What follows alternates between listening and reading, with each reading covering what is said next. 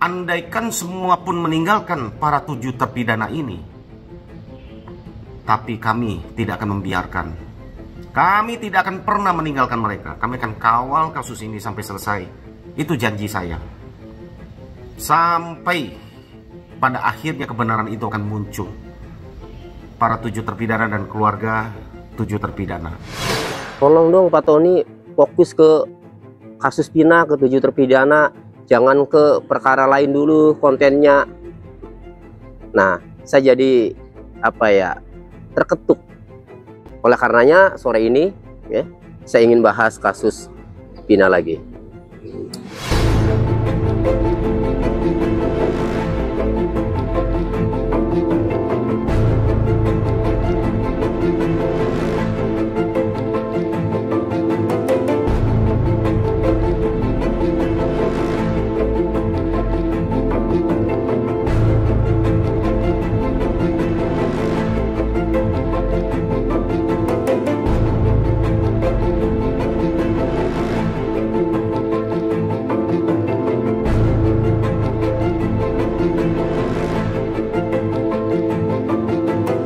Salam keadilan.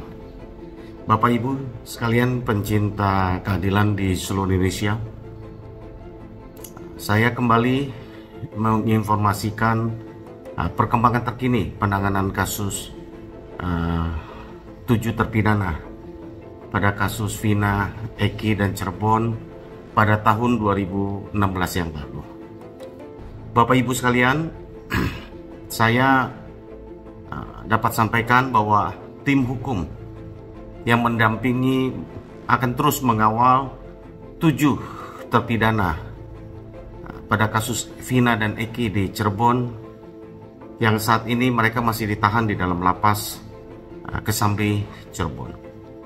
Saya sudah diperintahkan oleh Ketua Umum DPN Pradi yang juga Wakil Menteri Koordinator Hukum HAM Imigrasi dan Pemasyarakatan Profesor Dr. Otto Hasibuan, selaku Ketua Umum Dewan Pimpinan Nasional Pradi. Beliau memerintahkan saya sebagai koordinator tim hukum DPN Pradi untuk tetap mengawal kasus 7 terpidana kasus Vina dan Eki di Cirebon pada tahun 2016 lalu.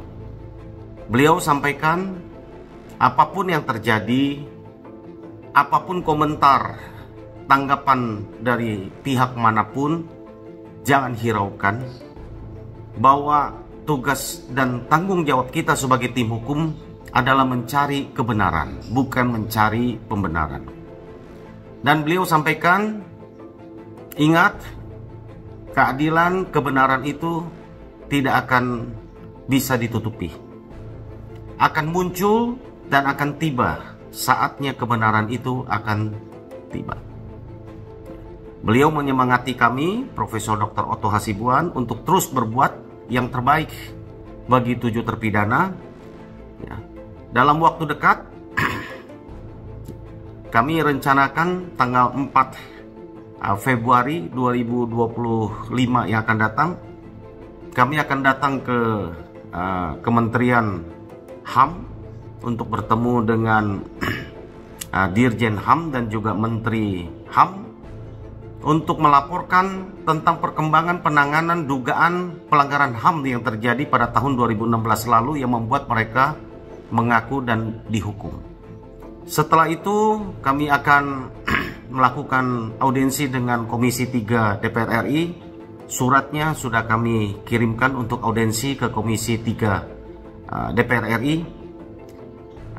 Kemudian ada banyak langkah-langkah lain selain mengawal proses LP kami di Bareskrim Mabes Polri yang sedang berlangsung. Kami berharap bahwa proses laporan polisi kami di Bareskrim dapat segera diproses. Laporan kami kepada Aib dan Dede yang mengatakan mereka berbohong, memberikan keterangan palsu di bawah sumpah pada tahun 2016 lalu adalah benar adanya. Kenapa? Karena yang kami laporkan salah satunya adalah Dede itu sudah mengaku bahwa itu betul dia berbohong pada tahun 2016 lalu. Itu sebabnya kami mendesak Bareskrim Mabes Polri, hayu segera percepat. Kasihan 7 terpidana ini membutuhkan penanganan teman-teman di Bareskrim Mabes Polri untuk menjadi novum PK kedua.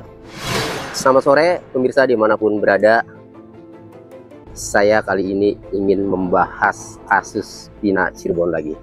Karena beberapa kali saya posting konten-konten lain atau perkara-perkara lain ya.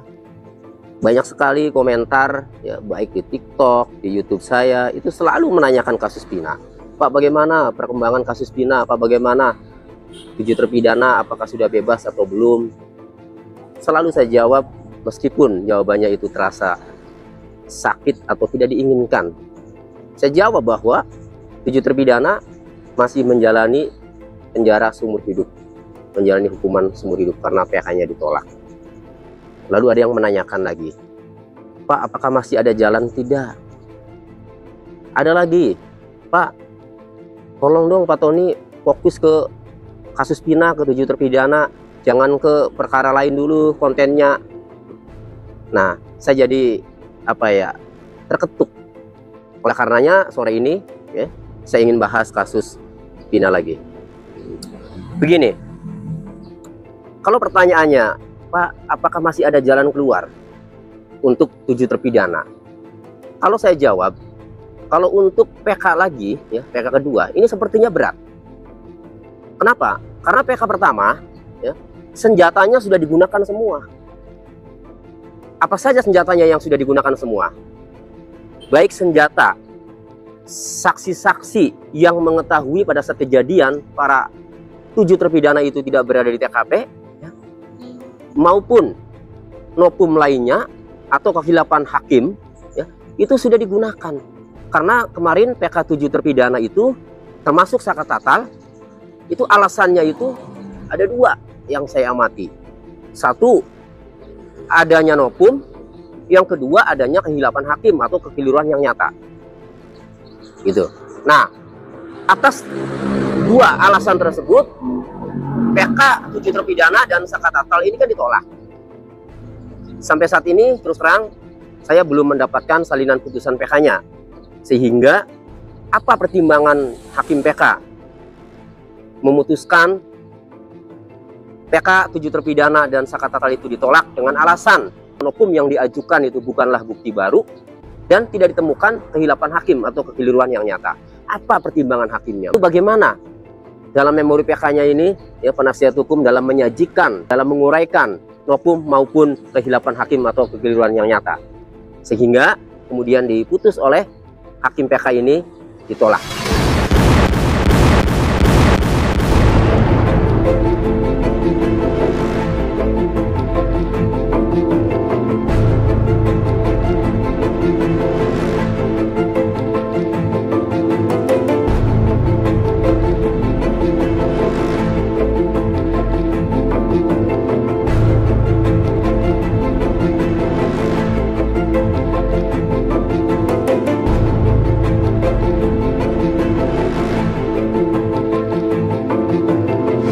Begitupun tentang laporan kami terhadap oknum-oknum penyidik Rudiana dan kawan-kawan tentang dugaan penganiayaan dilakukan pada tahun 2016 lalu. Itu juga bukan isapan jempol, bukan hoak, karena Komnas HAM dan juga LPSK sudah menyatakan hasil penyelidikan yang sama, dan para terpidana juga mengatakan hal yang sama. Bukti-buktinya ada, dan mereka para penyidik, oknum-oknum penyidik, sebagian yang melakukan itu sudah dilakukan sidang kode etik. Apakah sidang kode etik itu menghapuskan pidana, pertanggungjawaban pidana? Ini juga kami butuhkan untuk menjadi novum bagi PK kedua, bagi 7 terpidana. Saya mengetuk hati nurani kita semua, Bapak Ibu sekalian, pencinta keadilan. Mari kita kawal terus. Kami akan terus memberikan yang terbaik, pendampingan, apapun yang akan terjadi. Saya secara pribadi sebagai ketua tim dan juga atas perintah dari Ketua Umum Dewan Pimpinan Nasional Pradi, Profesor Dr. Otto Hasibuan, ya, saya katakan, andaikan semua pun meninggalkan para 7 terpidana ini, tapi kami tidak akan membiarkan. Kami tidak akan pernah meninggalkan mereka. Kami akan kawal kasus ini sampai selesai. Itu janji saya. Sampai pada akhirnya kebenaran itu akan muncul. Para 7 terpidana dan keluarga 7 terpidana, nggak usah khawatir, ya. Kami akan terus kawal apapun yang dibutuhkan untuk mengawal kasus ini menemukan jalan kebenarannya. Kami akan lakukan sepanjang itu tidak bertentangan dengan hukum yang berlaku di Indonesia. Jadi PK kedua ini sepertinya berat. Kenapa? Karena senjata-senjatanya sudah digunakan semua di PK pertama. Jadi sudah resiko. Senjata digunakan di PK pertama kemudian ditolak. Andai saja ya, mungkin kalau PK-nya satu-satu ya, misalnya PK-nya siapa dulu, Rivaldi dulu ya, dengan novum dan kehilapan hakim yang diuraikan seperti dalam memori PK-nya itu. Kemudian ditolak. Dengan memperhatikan putusan PK satu terpidana yang ditolak itu dijadikan pembelajaran atau evaluasi. Tapi tidak terlanjur karena serempak 7-7-nya PK termasuk Saka Tatal, akhirnya ditolak ditolak semua. Nah, sehingga senjata novum maupun kehilapan hakim yang sudah digali, yang sudah dikumpulkan, semuanya sudah digunakan. Nah, jadi berat ya untuk PK yang kedua. Kecuali ada satu lagi yang belum digunakan, ya, alasan PK sebagaimana diatur dalam pasal 263 KUHP. Selain novum, kehilapan hakim atau kekeliruan yang nyata, juga satu lagi yaitu ada saling pertentangan antara putusan satu dengan putusan lainnya. Artinya harus ada putusan pengadilan di mana putusan pengadilan dalam perkara yang sama itu ada saling pertentangan. Ya, jadi satu putusan ya, ini bisa mematahkan putusan 7 terpidana termasuk putusan Saka Tatal. Nah, berarti kalau ada putusan yang harus saling pertentangan, berarti harus ada perkara yang dibawa ke pengadilan. Apa perkara kasus pidana yang bisa dibawa ke pengadilan? Perkara kasus pidana yang bisa dibawa ke pengadilan diantaranya, satu, ada keterangan atau kesaksian palsu yang diproses secara hukum kemudian sampai ke pengadilan, kemudian diputuskan oleh hakim bahwa terbukti ada kesaksian palsu dalam perkara pidana. Nah, kalau ada putusan pengadilan ya, yang memutuskan bahwa ada kesaksian palsu di dalam kasus pidana pada saat sidang tahun 2016 dalam putusan pengadilan tahun 2016, maka itu ada saling pertentangan. Karena ketika ada keterangan palsu berarti mematahkan keterangan dia yang tertuang di dalam putusan pengadilan yang sudah dimuat kesaksiannya. Misalnya Dede Riswanto. Nah, Dede Riswanto ini kan mengaku mengetahui pada saat kejadian, diantaranya tahu saat terjadi lempar-lemparan sama Aep. Kalau sudah diputus pengadilan, ternyata Dede yang bersama Aep itu terbukti bahwa itu keterangan palsu, ya berarti ya satu saksi ini gugur. Keterangan saksi Dede ini berarti palsu.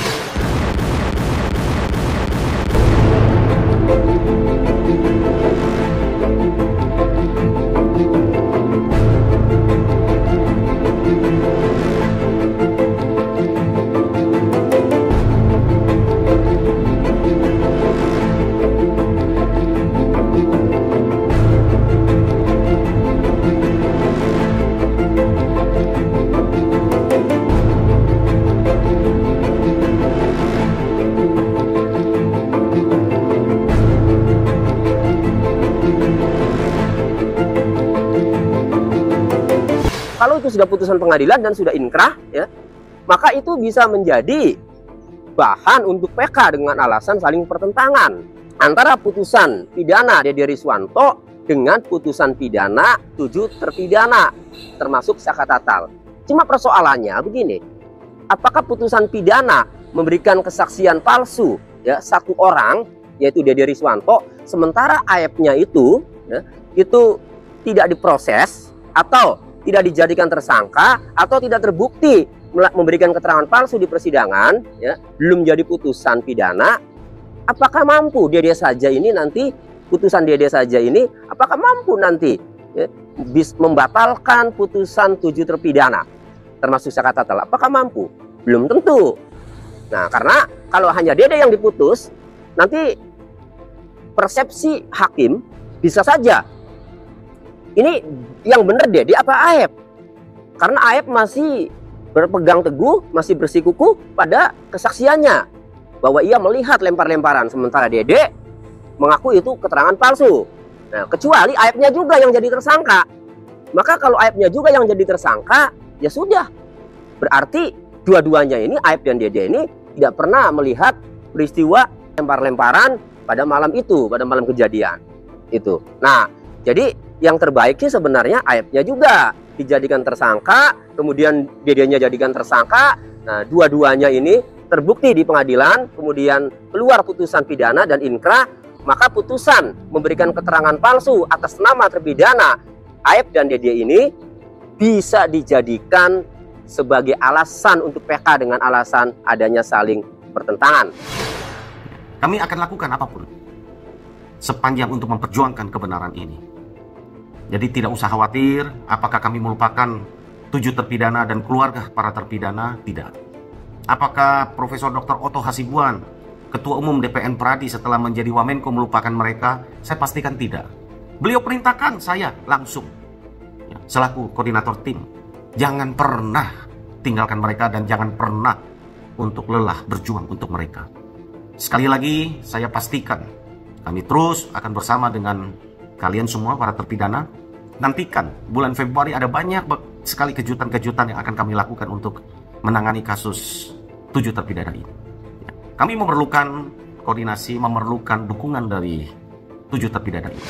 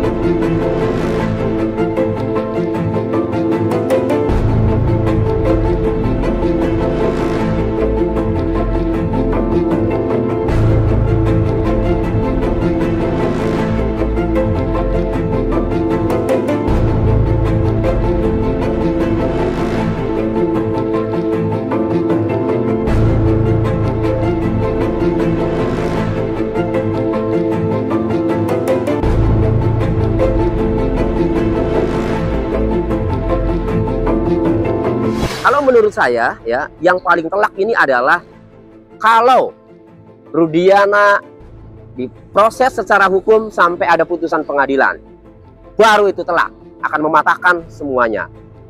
Karena yang memunculkan nama-nama pelaku dalam BAP ada 11 pelaku, 8 terpidana dan 3 DPO. Itu Rudiana. Karena orang pertama kali di BAP atau diperiksa, dimintai keterangan itu, ya, ketika lapor itu pasti korban, pasti pelapor. Nah, 31 Agustus 2016, Rudiana melaporkan ke Polres Cirebon Kota.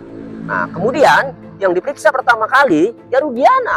Itu dalam BAP Rudiana itu pada BAP nomor 5 itu ditanya oleh penyidik siapa nama pelaku yang melakukan pembunuhan berencana dan persetubuhan terhadap Vina. Nah, itu dijawab 8 terpidana itu dan termasuk 3 DPO, bahkan satu lagi 4 DPO-nya namanya Andika. Nah, itu Rudiana. Nah, sekarang kalau Rudiana itu ya, kemudian dilaporkan dan terbukti memberikan kesaksian palsu di persidangan dan diputus bersalah ya, dalam putusan pidana, berarti nama-nama pelaku yang disebut oleh Rudiana, yaitu para terpidana, berarti kan fiktif kalau dia terbukti memberikan kesaksian palsu. Karena kalau hasil persidangan itu saya baca ya, seluruh keterangan terdakwa itu tidak ada yang mengakui ya, baik dirinya maupun menyebut DPO, itu tidak ada. Saya baca itu keterangan terdakwa satu-satu dalam putusan pengadilan, tidak ada yang menyebut dia mengakui maupun menyebut nama DPO, itu tidak ada. Hanya Rudiana ya, hanya Rudiana dalam persidangan itu.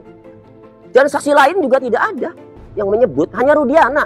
Makanya kuncinya itu di Rudiana. Jadi kalau Rudiana yang maju proses hukumnya, yang maju perkaranya, diproses sampai ke persidangan, terbukti memberikan kesaksian palsu dalam hal nama-nama pelaku, yaitu nama-nama para terpidana, nah berarti tuntas sudah. Berarti pelaku-pelaku yang disebut oleh Rudiana, yang dalam hal ini para terpidana itu adalah palsu atau rekayasa. Nah, jika itu terbukti, tuntas sudah. Nah, maka putusan pengadilan atas nama terpidana Rudiana nanti itu bisa dijadikan alasan untuk PK, yaitu alasan adanya saling pertentangan. Maka bisa bebas tuh semua para terpidana yang saat ini masih menjalani hukuman pidana penjara seumur hidup. Kami memerlukan koordinasi, memerlukan dukungan dari Bapak Ibu sekalian pencinta keadilan untuk mencari dan menegakkan keadilan bagi mereka ini. Kami nggak bisa berjalan sendiri.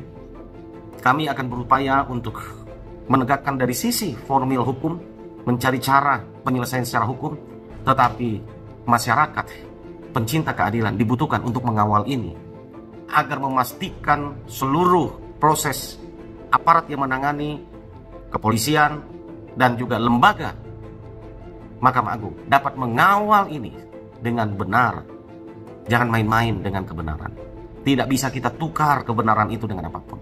Dan ingat, kebenaran itu akan muncul dan pada saatnya kebenaran itu pasti akan ditegakkan.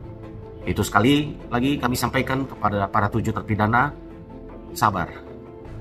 Kami akan lakukan terbaik. Sekali lagi, saya pribadi dan juga Ketua Umum dan tim hukum Peradi tidak akan pernah meninggalkan kalian. Kami akan terus berjuang. Kami terus akan menegakkan keadilan ini. Ya. Karena kami yakini yang kami lakukan adalah menegakkan keadilan. Ada banyak hal yang kami temukan sehingga membuat kami yakin bahwa yang kami lakukan adalah benar untuk menegakkan keadilan. Para aparat yang menangani kepolisian dan sebagainya sudah cukup. Ya. Mereka kehilangan orang tua mereka ketika mereka ada di dalam. Mama dari Sudirman, ayah dari Hadi, dan juga banyak hal mereka sudah alami mereka selama di lapas. Mari kita terketuk hati kita. Bantu. Jangan tutup hati nurani kita.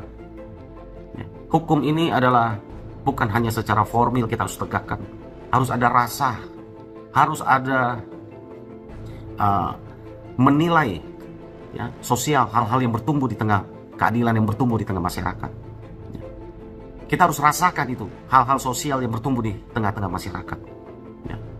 Rasa keadilan itulah yang harus kita cocokkan, kita gabungkan dengan keadilan dan hukum formil yang berlaku di negara kita. Kami akan terus berjuang secara norma hukum formil yang kami akan bisa dapat tempuh, tetapi kami pastikan bahwa semua yang kami lakukan kepentingannya hanya satu, untuk mencari kebenaran, bukan mencari kebenaran. Biarlah kebenaran akan menemukan jalannya sendiri, dan pasti akan menemukan jalannya suatu saat. Jadi sabar dan terus kita mengawal untuk kebenaran dan kebebasan bagi 7 terpidana ini. Demikian Bapak Ibu sekalian, dan salam keadilan.